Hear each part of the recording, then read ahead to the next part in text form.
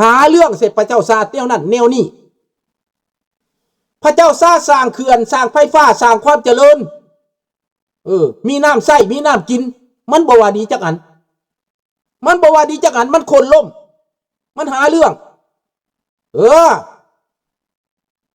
ล่มพระเจ้าซาได้แล้วรัฐบาลเก่าอิหร่านขอไปลี้ภัยอยู่ฝรั่งเศสนายกขอไปลี้ภัยข้าพเจ้าซื่อแน่นอนว่าข้าพเจ้าบนเราได้เฮียนเด้อเป็นหลายปีมาแล้วข้าพเจ้ายังจือในหัวแม่นชาโปบักเจียแม่นบ่คนฝรั่งเศสอยู่นี่มีบ่Le Premier ministre Chapo Bakcia ถูก assassiné en France พี่น้องแม่นคนของสถานทูตอิหร่านบักอายะตุลลอฮ์นี่แล้วฆ่าแล้วส่งกันขึ้นยนต์หนีเมืองอิหร่านจับบ่ได้ทวงบ่เป็นก็แบบเดียวเขาส่งอีนางหมวยมาเป็นตัวต่อเป็นนกต่อล่อบักโจเซฟมาฆ่าในฝรั่งเศสแต่มันบ่ตายถือว่าบ่ให้ความสำคัญบักโจเซฟก็ได้บักโจเซฟบ่ตายเขาส่งอีหมวยมาล่อแม่นไผส่งมาลูกชายบักสอนไซหลานชายบักสอนไซหลานเหลนบักสอนไซอีกะลีทั้งหลายนั่นแหละมาซื้อกระเป๋าเมื่อขายพี่น้องลูกหลานรัฐบาลลาวแล่นมาซื้อกระเป๋าหลุยเมื่อขายพี่น้องเอ้ยสร้างความมั่งความมีความร่ำความรวยซื้อกระเป๋าหลุยซื้อเกิบดีๆซื้อกระโปรงดีๆซื้อเสื้อผ้าดีๆเมื่ออวดอ้างอยู่เมืองลาวนี่แหละคือฝรั่งข้าพเจ้าฮู้จักฝรั่งดีเพราะเข้าใจภาษาฝรั่งเศส Je comprends parfaitement la politique française ว่าล่ะเข้าใจแล้วบอกโตแสบอีดีนี่แล้วบักอายะตัวละก็แม่นมาตั้งฐานในฝรั่งเศสอายะตัวละก็ไม่นี่ตั้งฐานในฝรั่งเศสไปคนล่มพระเจ้าซาลงฝรั่งก็มีการพัวพันดีเน่นมาแต่พุ่นกับอายะตุลลอฮ์คอเมนีบ่เห็นฝรั่งเศสคอนเดมกงดำนี่อินนงจาเมกงดำนี่อายะตุลลอฮ์คอเมนีเลอเคียวเลอจูเอเลอฟักเซอร์เห็นบ่พวกที่เอามันเลอเข้าไปให้ประเทศอิหร่านนี่นะแม่นบักอายะตุลลอฮ์คอเมนีเฮ็ดซึกกับอิรัก9 ปีตาย2 ล้านกว่าคน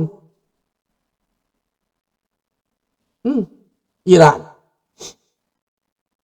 นี่ละบาดนี้พี่น้องในตอนนี้บักอายะตุลลอฮ์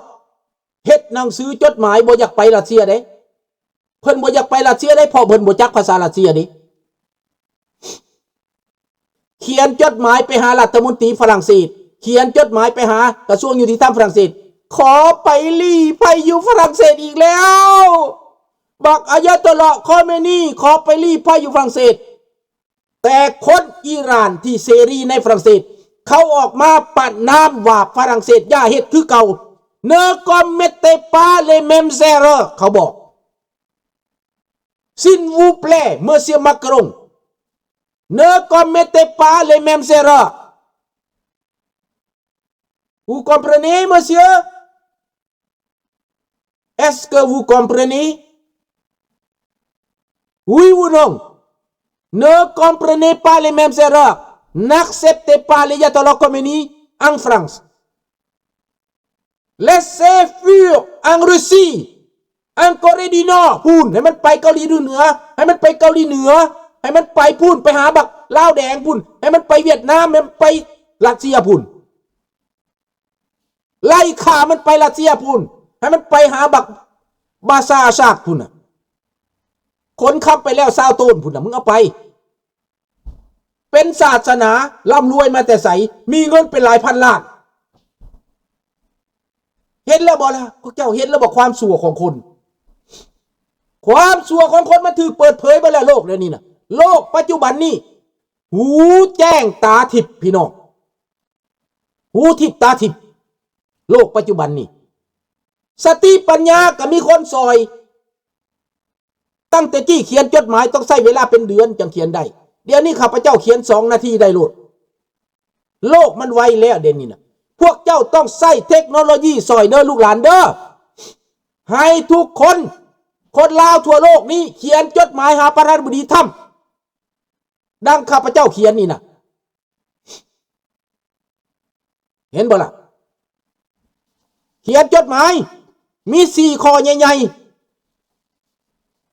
ๆข้อที่1เป็น demander la libération immédiate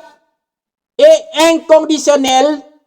tous les prisonniers politiques au Laos ข้อที่2 faire pression des enquêtes indépendantes transparentes et crédibles sur le cas des disparitions forcées ข้อที่3 soutenir la protection des défenseurs des droits humains et des acteurs de la société civile ข้อที่4 encourager le gouvernement Lao à se conformer pleinement à ses obligations internationales en matière des droits de la personne des droits de l'homme นั่นแหละเอาในแม่พวกเจ้าเขียนให้มันปิ่นใส่ปัญญาให้มันปิ่น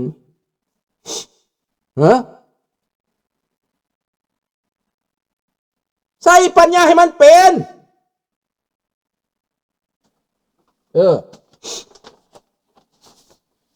นี่เป็นภาษาอังกฤษก็แม่นว่ามี4 ข้อคือกันฟังเอาเด้อ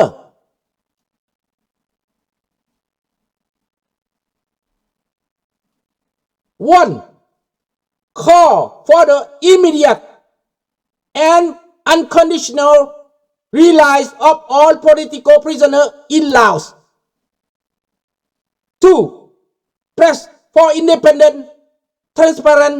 and credible investigation into case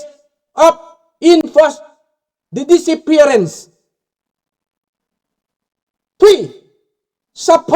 support the protection of human rights defender and civil society actor 4 encourage the Lao government to completely fully with international human rights obligation พวกเจ้าเฮ็ดลงไปพวกเฮานี่เฮ็ดลงไปเอาบักทองรุ่นทำหดตดแตกคุณพี่น้องเบิดทุกคนในเฮ็ดแบบนี้พี่น้องเฮ็ดแบบเดียวกันทั่วโลกเด้อพี่น้องเด้อสาธุขอให้มีอันใดมาดลบันดาลจิตใจคนลาวให้พร้อมใจกันเด้อบ่เฮ็ดหยังก็เฮ็ดทางลับแบบนี้เด้อให้พวกเจ้าเขียนหนังสือทางลับถึงประธานาธิบดีทรัมป์President of United States of America เด้อพี่น้องเด้อ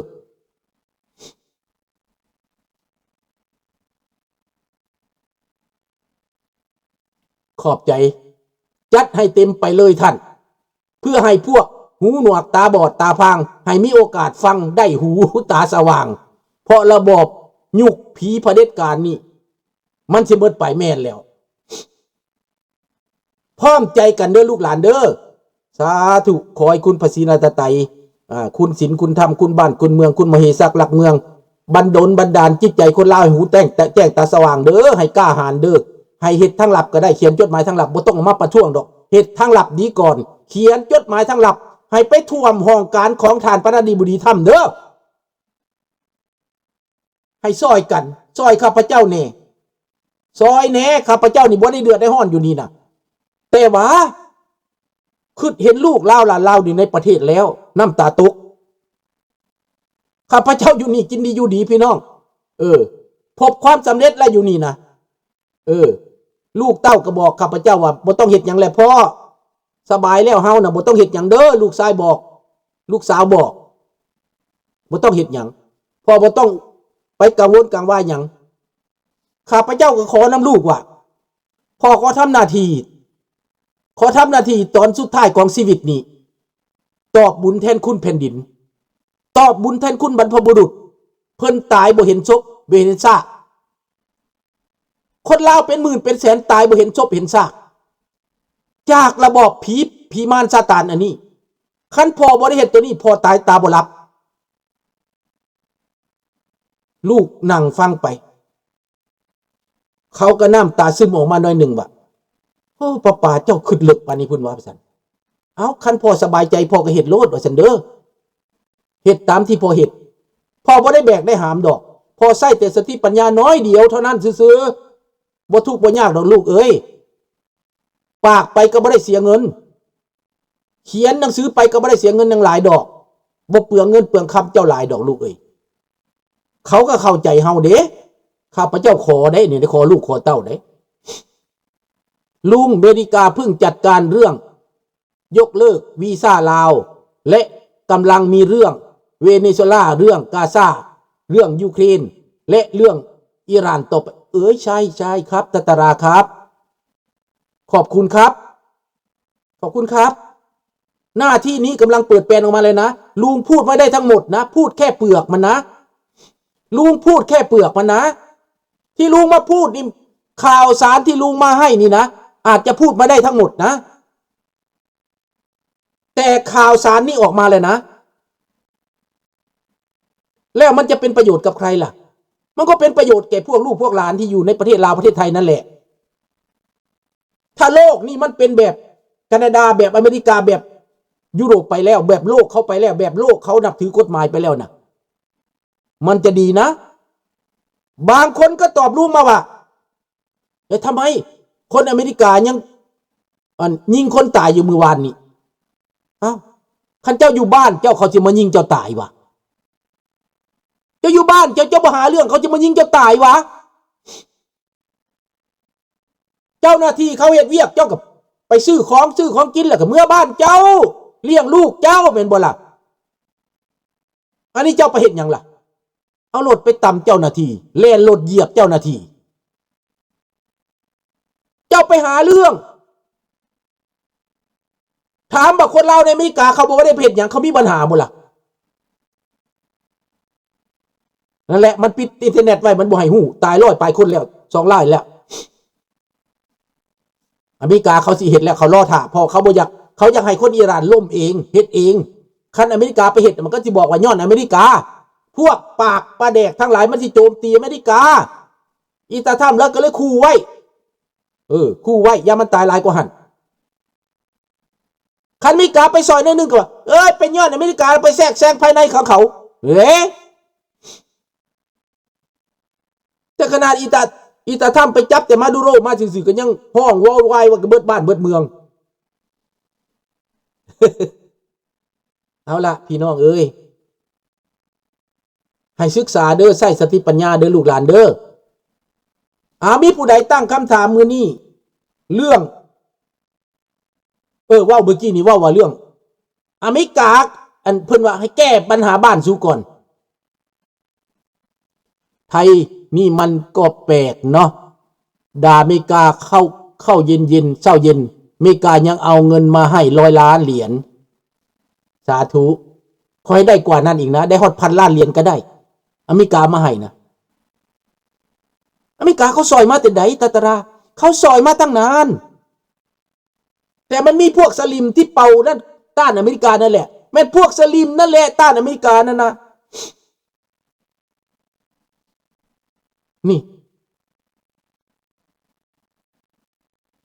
แล้วก็ต้องขึ้นเบิ่งดิมีคนตั้งคำถามที่ลุงว่าบ่ทันจบตาตราลุงบ่ได้อิจฉาได้คันเขาให้หลายตัวได้แห่งดีในประเทศไทยก็ลุงดีใจยังว่าคันแนวใดมันดีกับประเทศไทยลุงดีใจเบิดชนะลุงก็ดีใจแต่ว่าคันแพ้ลุงบ่มัก อยากให้ประเทศไทยชนะแล้วก็เป็นพระเอกเป็นตัวอย่างเป็นแบบอย่างลุงอยากให้เป็นได้ลุงอยากให้ประเทศไทยชนะและเป็นพระเอกเป็นนางเอกแล้วก็เป็นคนดีของเอเชียนี่นะเป็นตัวอย่างนะอเมริกาเอาเงินมาให้หลายตัวเลยลุงยังดีใจคันเป็นประชาธิปไตยลุงแห่งนอนฝันเลยนะที่ได้มาเที่ยวเมืองไทยสบายเมืองไทยสงบลุงสบายใจเลยได้แต่ว่ามีคนตั้งคำถามว่าอเมริกาว่าดีแท้คันดีแท้เป็นยังว่าไปยิงคนตายว่าสั่น เป็นหยังคือมีการวุ่นวาย